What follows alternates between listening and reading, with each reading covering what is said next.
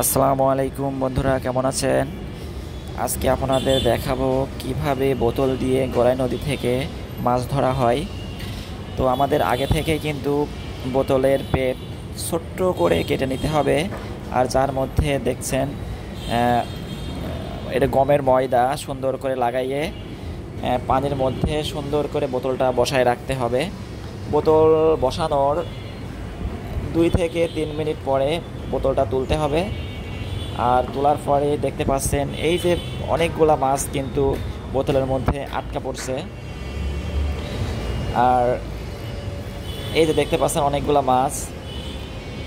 এইভাবে 5 থেকে 6টা বোতল যদি কেটে এইভাবে পাতা হয়, আধা ঘন্টা 40 মিনিট আপনি বোতল দিয়ে মাছ শিকার করলে অনেক মাছ ধরতে পারবেন। এই যে দেখতে পাচ্ছেন এবার অনেকগুলো মাছ কিন্তু বোতলের মধ্যে আটকা পড়ছে। আর এই যে এটা আধা ঘন্টা থেকে 40 মিনিটের মধ্যে কিন্তু অনেকগুলো মাছ ধরা হয়েছে দেখতে পাচ্ছেন।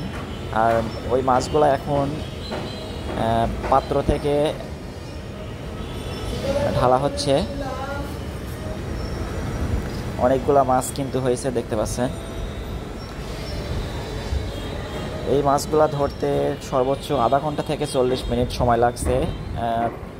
4 থেকে 5টা বোতল দিয়ে এতগুলা মাছ ধরা হয়েছে। মাছগুলো এখন সুন্দর করে পরিষ্কার করে নিতে হবে। দেখতে পাচ্ছেন সুন্দর করে পরিষ্কার করা হচ্ছে মাছগুলা। আর আমাদের গড়াই নদীতে কিন্তু এইভাবেই বোতল দিয়ে মাছ শিকার করা হয়। তো আমাদের বোতল দিয়ে মাছ শিকার করার কৌশলটা কেমন আপনারা অবশ্যই আমাদের কমেন্ট বক্সে কমেন্ট করে জানাবেন। আজ এই পর্যন্তই, সবাই ভালো থাকবেন। আসসালামু আলাইকুম ওয়া রাহমাতুল্লাহ।